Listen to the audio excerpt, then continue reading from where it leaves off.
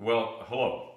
My name is Dr. Eric Hoytucker, and as I mentioned in my earlier video, the introduction, what I'm doing right now is I am preparing and planning out a series of videos on how to sing, a vocal pedagogy book, if you will, but done completely online rather than a written form. And what I would like to discuss today is something that I think as we begin this journey together, and if you indeed want to stay around and watch these videos, I think an explanation about my story, about where I came from, where I am now, might be relevant rather, especially as it applies to why I think you should even waste your time with watching any of my videos and considering that something that I had to say may be of worth. So I grew up in a small town, Fairmont, West Virginia, and coal mining town. My very proud father and grandfather were coal miners. My family were either coal miners or they worked on the farms. And so I was really blessed in that I got to go to college, one of the very few, right? So, but church was a huge deal as we were growing up. We went to the Methodist church for a while, then to the Baptist church, then landed up at the Assemblies of God. That's a whole story of church shopping. One of my friends from the Methodist church used to say, Tucker, the next time you church hop, why don't you hop on back to Boozeville United Methodist? That's where I started singing, actually. And so singing for me was always within the church, and whether it was kids choirs, and then we graduated. But when I was in a children's choir at the time, one of my favorite songs that I used to really sing was Hank Williams' version of I Saw the Light. And I had a decent ear, and I would just holler my fool head off. I mean, it was singing, but it was yelling, because I, like many of you who are watching this, have learned the joy of singing, but also the joy of the attention that you receive from singing. And there's not a thing in this world wrong with that. All of us need attention, and we all have different ways, healthy ways, and some have unhealthy ways of getting attention. But certainly what kind of made me stand out was the fact that I was called a pretty good singer, right? Well, we had a pastor come up from North Carolina, and his wife happened to be a school teacher in North Carolina at the time, and she was a singer, and she had taken voice lessons as part of her music education degree, which is why I think our music educators in the public schools are so critical to the development of the arts, because that's how I found my introduction into this great world. And she spoke with my parents, and she was like, I think your son has a really pretty good voice, but he's yelling right now and he's going to destroy that instrument. And she offered to give me free voice lessons and free piano lessons.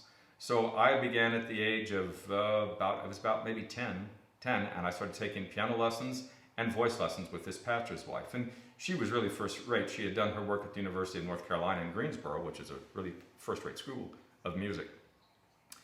But then she discovered that I was really a boy soprano. So I sang as a boy soprano from the age of 10 until I think I changed really late. It was like 14 before my voice changed. And so for those 4 years, I sang as a boy soprano. And I have cassette recordings of those, and when I'm completely finished with this series all together, what I will do is I'll put together a video.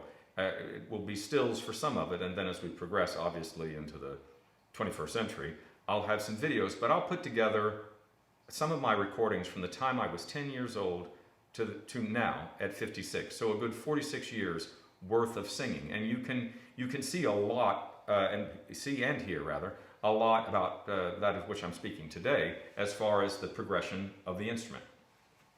So then after working and I also got one of my first contracts was to sing the boy in Shenandoah with a professional regional theater in Chillicothe, Ohio, when I was 11 years old. So I like to say that I've been singing professionally, as a boy soprano be it, since the age of 11. So then we went through high school, and I sang, and I have some high school recordings that I'll share with you. And then I went to college. And when I started college, it was a really great school, Florida State University, a great voice teacher, brilliant choral conductor, Andre Thomas, and wonderful music making going on there. Still at the time, those were some glory years. And I got introduced to this world of opera and oratorio, And so I did a good bit of singing there, and I was considered to be one of their top students at the time.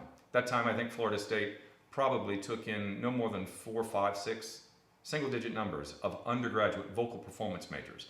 They were really building the graduate program, but they took in very few undergraduate vocal performance majors. So I worked there, I sang, I got a role in the opera toward my senior year, did lots of recital work, and then I began to get some small gigs in regional stuff, and then I went on to graduate school at the University of Illinois.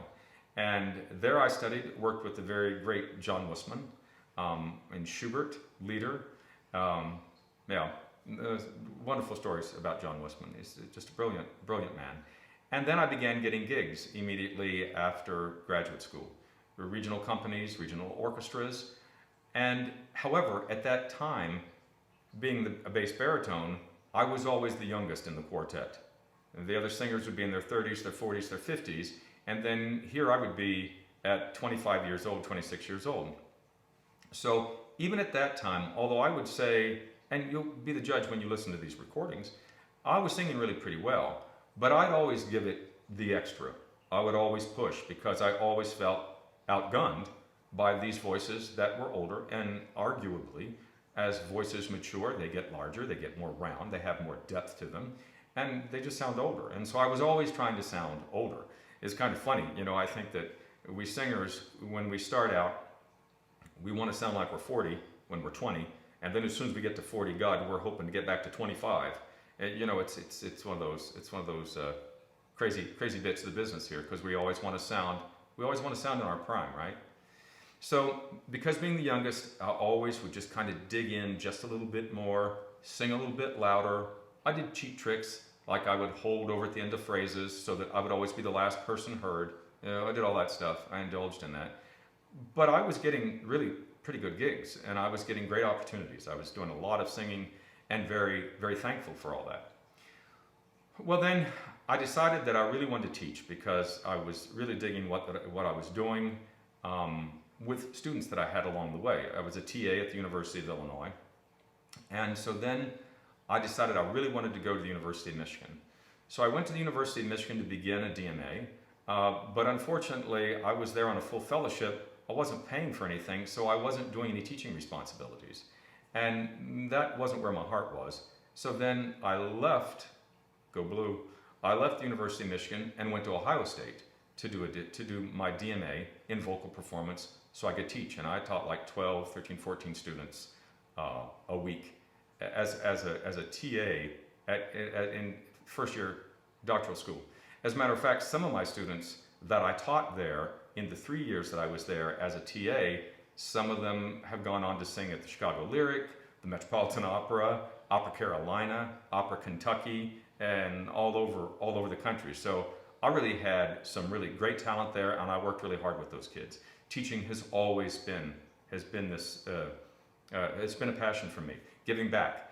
There's something I used to say that, not I used to, I still say, that I think that teaching somebody voice, probably anything for that matter, but for me, was like, you know, you see the rocks that they have and they slice them open, and then there's amethyst and there's all these beautiful different stones in there that you never knew because it was just kind of like a black, smooth, ugly rock until you cracked it open. That's how I feel about teaching. I think that until that's just a rock, you know, and then when you start working with somebody, you crack open that rock and you're like, oh my God, look at the complete beauty that's here inside of this stone that we would have never guessed was in there. I do. It's crazy. It's kind of silly. But that's how I've always thought of it. Well, while at Ohio State, I got myself into a situation where I really learned to push hard on the voice. And what happened was I was cast in the role of Dr. Bartolo in, it's hard to say Barber of Seville, wrong show, but in La Notte di Figaro. And so I took a look at this and I saw these high notes, those high E naturals, Come Stuzio that he has to sing, and I was like, how am I going to sing this? This is high, right? So I locked myself in a room with a George London recording, listening to his recording, and George London is a beast. He's amazing. If you don't know who he is, you should go look him up. I mean, it's torrential sound. And so I learned how to really bury my larynx, push, and make a wonderful sound. And you will hear that on the video that I will put up at the very end of this series. you'd be like, yeah, that's a good sound.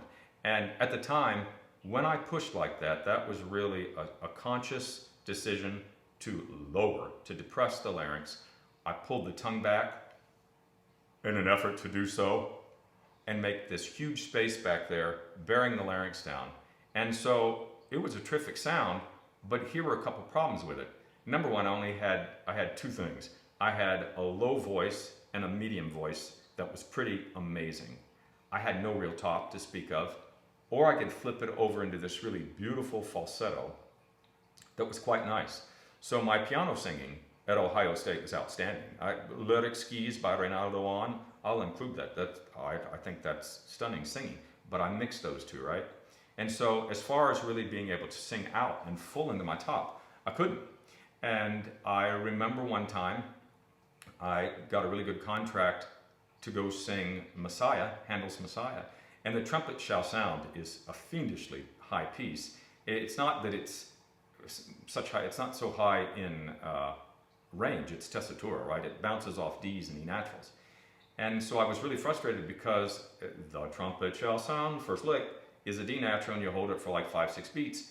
And I couldn't hold it for 5 or 6 beats because the pressure that I was exerting was so extreme on that larynx, right? And this was all bull necked up, but albeit a great sound. I mean, I was getting praise from the faculty, I was getting praise from orchestra conductors and opera directors. I was getting hired because it really was a great sound. I mean, I tried to sound like George London, and I was kind of successful at sounding a little bit like George London, but only for about maybe 40 to 50 minutes. And that was actually okay, because most operas that you do, unless it's Figaro or Susanna in La Notte di Figaro or Butterfly, I mean, most of those, you take all your singing, and all your singing is about maybe 45 minutes to an hour, unless you're looking at crazy Wagner rolls. So in that regard, I could get up and I could push my face off for 40 to 50 minutes, an hour. I could sound great, and I got great reviews doing so. But I wasn't kidding myself. I knew I was living on borrowed time because I couldn't sustain pitches. And my top was pretty much like a D or an E flat, right? Unless I would flip over into a croon voice. So I decided I had to make a change and I had to do something. So upon graduation, I started a job at University of North Dakota for 1 year, and I started sensing problems there. And I was like, I need to fix this. And then I went to Northern Arizona University, and I got myself into real trouble because in combination with that extraordinarily high altitude and pushing, it wasn't working, right? So I had to really redress what I was doing. And I had to consciously not drag the tongue back and depress the larynx, not bark my way into phrases, not start so hard with a glottal start. The attack had to be so much easier. And attack is really even a bad way to say it as far as that goes. It should be very easy as I teach. So I really had to start freeing things up. And so pretty much my journey from the mid-2000s on, or certainly 2000 on, has been freeing up this instrument and not pushing. Now, you may say, okay, so given the history that you've just told us, why should we listen to anything that you have to say in regards to teaching? And it's quite simple. You know, if you know a former smoker, you will know that they get all fired up anytime they're around a smoker or cigarette smoking, because they detest that filthy habit, because that's something in which they used to indulge, and now they know the repercussions of it, and they got out of it, and they stayed away from it. Throughout my teaching career, in the 30-some years that I've been teaching, I've never tolerated pushing, even when I was doing it. I was doing it for myself because I was getting accolades on my singing, but I also knew the entire time that I was perjuring the health of my instrument and my longevity. But I was willing to take that risk. I was greedy. You know, sometimes folks will ask the question, you know, if you could sound like the great Franco Corelli for 10 years and then quit singing, would you do it? And some people are like, absolutely, because Franco Corelli was a brilliant singer. And there are other people who be like, no, because Franco Corelli is not me and I want to sing for a long time. So I am that same way with my teaching. I don't let my kids push. I never have. And as a matter of fact, all the exercises that I use with them are all based on keeping them from doing so. So I think that as this video series progresses and I start offering you lessons with my current and former students, I think that you will see this and you will hear this. And you'll be like, okay, maybe he has something to say because he's walked the fire of really pushing, and he also has taken the time to start freeing the instrument up for himself, that also all of his students sing with a great deal of freedom. It should all sound like the same voice, right? I'll talk about this more in ensuing videos. But if when you sing someone says, that doesn't sound like you at all, well then there are some questions to be asked. Either you're singing incorrectly or you're speaking incorrectly. And some people do both. Well, it's just a fact. So this will be all about opening up, keeping this very, very easy. Let me give you an example. So as I say, I think that the voice should all sound the same. It should be different stylistic choices when you're going through different genres. And it also should be perhaps more breath energy, perhaps louder, which is a little bit more breath movement, right? But at the same time, it should sound like the same instrument.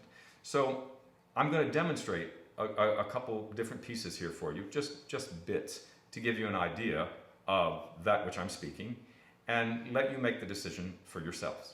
Okay, so the first piece is a great song. It's one that the great Tony Bennett made so popular, A Sleepin' Bee, I think by Harold Arlen. So, using what I would consider to be my voice on all three of these examples, and I'm going to go from a torch song, arguably, I'm going to go to a musical theater piece, and then I'm going to do a full-blown bit of an operatic recitative. And hopefully, I sound like Eric Tucker the entire time, and I will tell you right now that I'm experiencing no feeling of anything at all in the larynx. I'm doing everything that I am preaching and hawking in these videos. I'm taking a quiet breath, whether it's with my thumbs or not. I'm taking the quiet breath.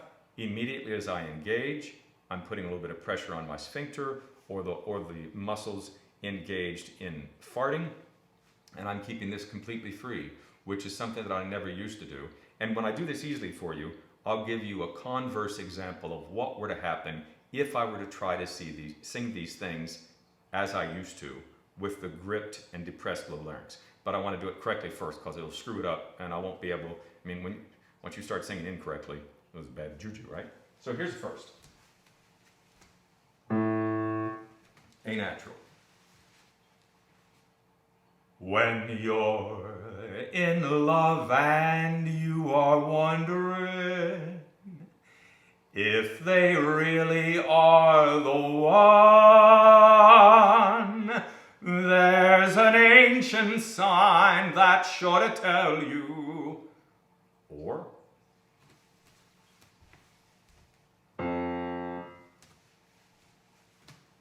Beata Maria, you know I am a righteous man. Of my virtue I am justly proud. Beata Maria, you know I'm so much purer than the common, vulgar, weak, licentious crowd. Then tell me, Maria, why I see her dancing there, why her smoldering eyes still scorch my soul. And then lastly, a little Mozart.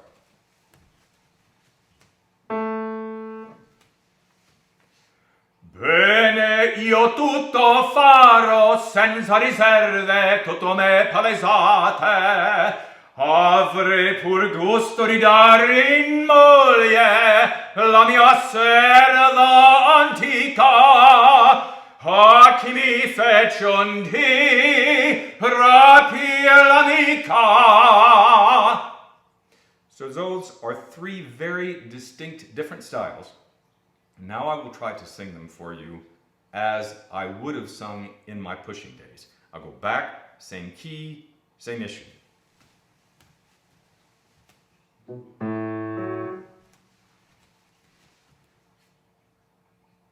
When you're in love and you are wondering if she really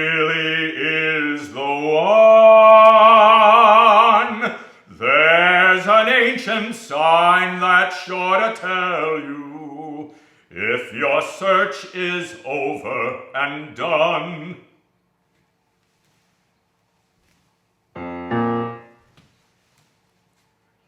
Beata Maria, you know I'm so much purer than the common, vulgar, weak, licentious crowd.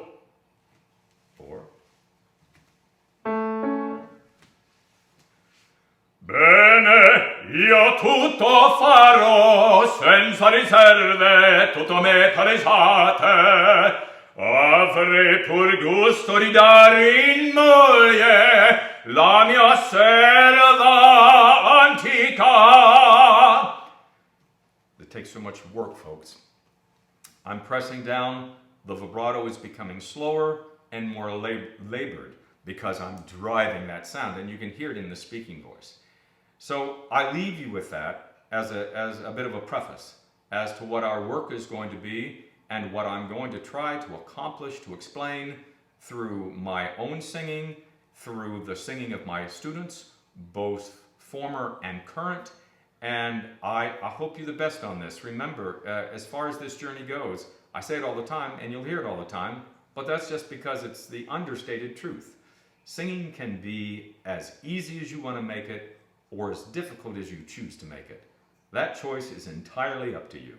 Thank you much for your time today. God bless, and I look forward to you checking out my other videos per your interest. Thank you.